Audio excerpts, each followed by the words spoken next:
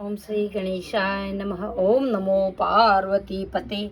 हर हर महादेव। शिव शंभो स्वयं भोलेनाथ कैलाशपति। मैं नवरात्रि का छठा दिन है। आज कात्यायनी माता की पूजा होती है। माँ भगवती की महिमा का पाठ कर रही हूँ मैं, दुर्गा सप्तशती का। आप लोग जरूर सुनिएगा। सुनने मात्र से ही बहुत ही खुशियाँ मिलती हैं, सुख शांति आती है जीवन में, कोई भय नहीं रह जाता है। आप लोग जरूर सुनिए। छठा दिन कात्यायनी। चंद्रहासो ज्वलकरा शार्दूलवर वाहना कात्यायनी शुभम दद्या देवी दानव घातनी। बोलो इष्ट माँ भगवती माता की जय। माँ दुर्गा के छठे स्वरूप का नाम कात्यायनी है। ये महर्षि कात्यायन की कठिन तपस्या से प्रसन्न होकर उसकी इच्छा अनुसार उनके यहाँ पुत्री के रूप में उत्पन्न हुई थी। महर्षि कात्यायन ने सर्वप्रथम इनकी पूजा की। इसी कारण से कात्यायनी के नाम से प्रसिद्ध हुई। माँ कात्यायनी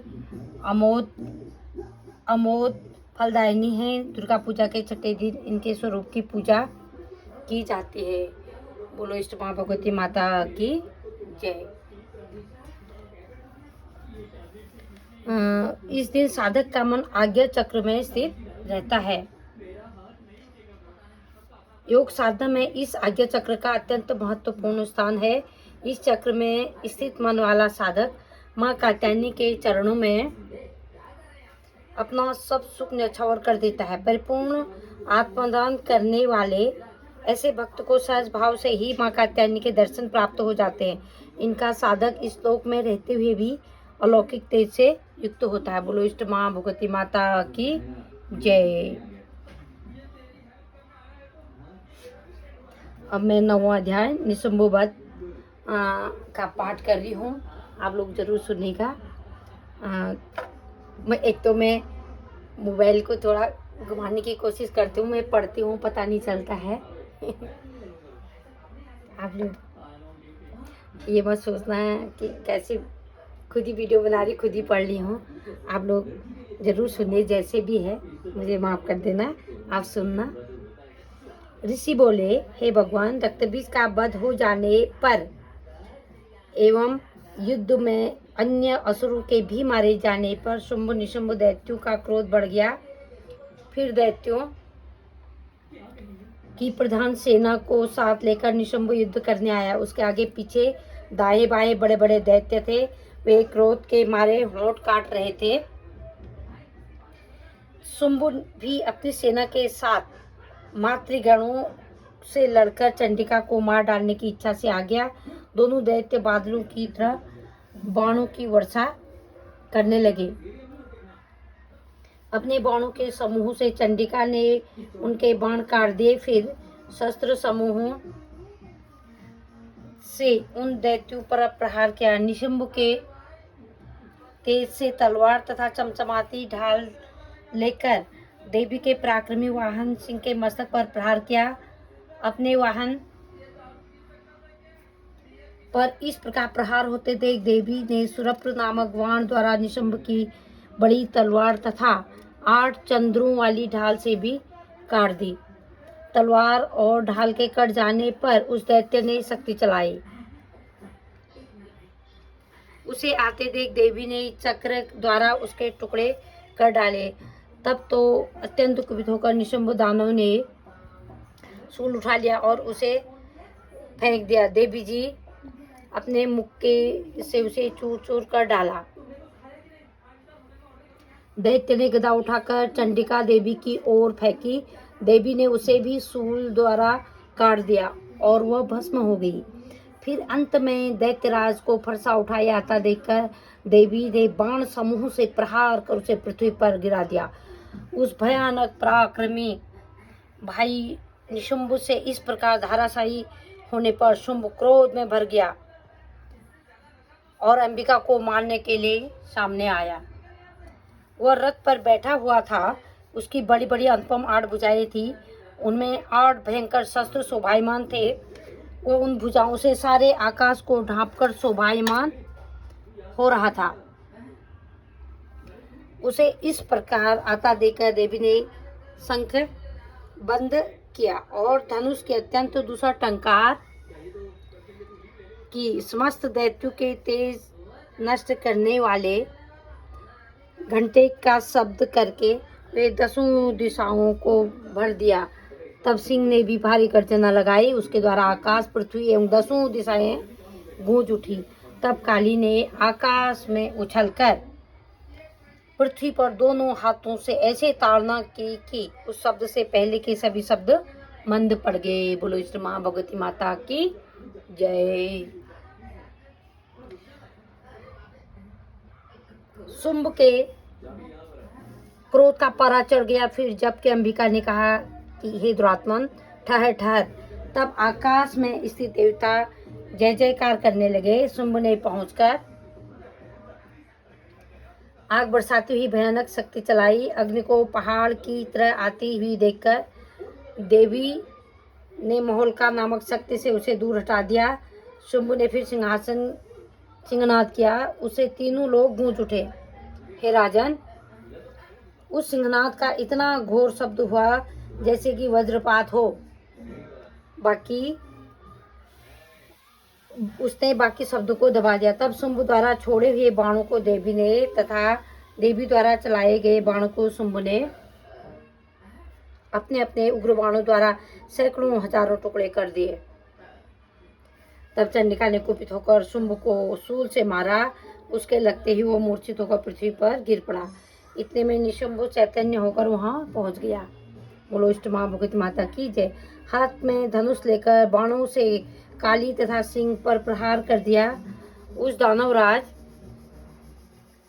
ने अपनी 10,000 भुजाएं बना ली। फिर चक्रों का प्रहार करने लगा। तब घोर संकटों का नाश करने वाली भगवती दुर्गा अपने बाणों से चक्र तथा सभी बाणों को काट गिराया। तब निशंभ दैत्य सेना से आवृत होकर चंडिका के वध के लिए हाथ में गदा लेकर बड़े वेग से भागा। वेग से आते हुए उसकी गदा को तीखी तलवार द्वारा चंडिका ने काट दिया। फिर दैत्य ने शूल उठा लिया।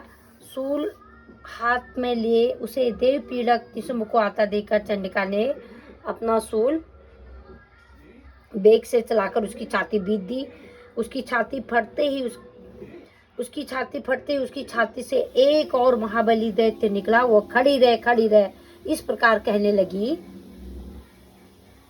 उस निकले हुए दैत्य की यह बात सुनते ही देवी आवाज करके हंसी और तलवार से उसका सिर काट दिया। वो पृथ्वी पर गिर पड़ा। तब भयानक दाढ़ों वाला सिंह दाढ़ों से असुरों के सिर खुरच कर खाने लगा।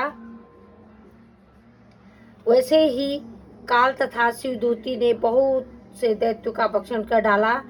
कुछ एक घोर युद्ध से भाग गए और कितने दैत्यों का काली तथा शिवदूती ने भक्षण कर डाला और कई सिंह के ग्रास बन गए। बोलो इष्ट मां भगवती माता की जय। अब 10वां अध्याय है शुंभवध। मेधा ऋषि बोले, हे राजन, अपने प्यारे भाई निशुंभ को मरा हुआ देखकर इस प्रकार सेना को भी मरता देखकर क्रोधित होकर शुंभ कहने लगा, अरे दुष्ट दुर्गे,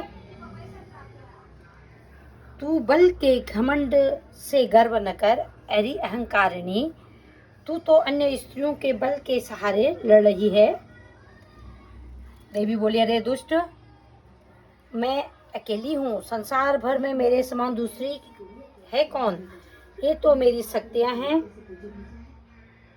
मुझ में ही प्रवेश कर रही हैं। इतना कहते ही ब्राह्मणी आदि सभी शक्तियां उस देवी के शरीर में समा गई। अकेली अंबिका देवी रह गई।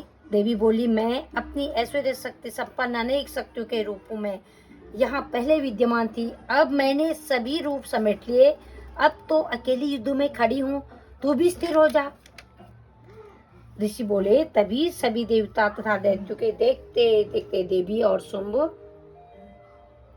अपनी देवी और इन दोनों में भयंकर युद्ध छिड़ गया। तीखे बाणों की वर्षा तथा भयंकर अस्त्र शस्त्र से उन दोनों का युद्ध सभी लोगों के लिए भयंकर लगने लगा। जितने भी दिव्य से दिव्य अस्त्र अंबिका छोड़ती, दैत्येंद्र उन्हें निवारक अस्त्रों द्वारा दैत्य तोड़ता जाता। इसी प्रकार परमेश्वरी अंबिका भी खेल खेल में हुंकार आदि शब्दों द्वारा दैत्यों से छोड़ दिव्य शास्त्रों को काटती गई। उसके पश्चात असुर ने सैकड़ों बाणों से देवी को आच्छादित कर दिया। तब देवी ने भी क्रोधित होकर बाणों द्वारा उसका धनुष काट डाला। धनुष के टूट जाने पर दैत्येंद्र ने हाथ में शक्ति उठा ली। अभी शक्ति उसके हाथ में ही थी कि देवी ने चक्र द्वारा वह शक्ति काट डाली। तब दैत्यराज तलवार तथा चंद्रमा वाली चमचमाती ढाल लेकर देवी की ओर झपटा। उसकी तलवार तथा सूर्य जैसी चमकती ढाल को लेकर देवी ने अपने धनुष से छोड़े हुए तीखे बाणों से तुरंत काट दिया। रथ के घोड़े तथा सारथी को भी मार दिया। पहले धनुष तो पहले ही कट चुका था। रथ के घोड़े तथा सारथी को भी मार दिया। धनुष तो पहले ही कट चुका था। अब तो भयानक मुदग्गर लेकर देवी को मारने के लिए उद्यत हो गया।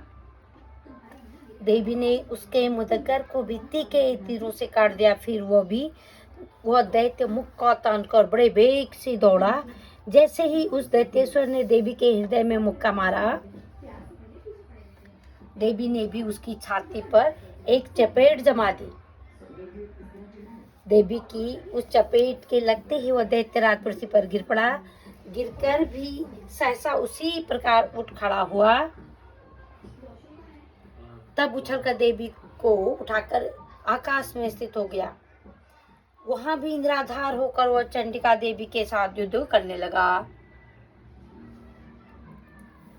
आकाश में उस समय दैत्य तथा चंडिका का आपस में घोर युद्ध चल रहा था।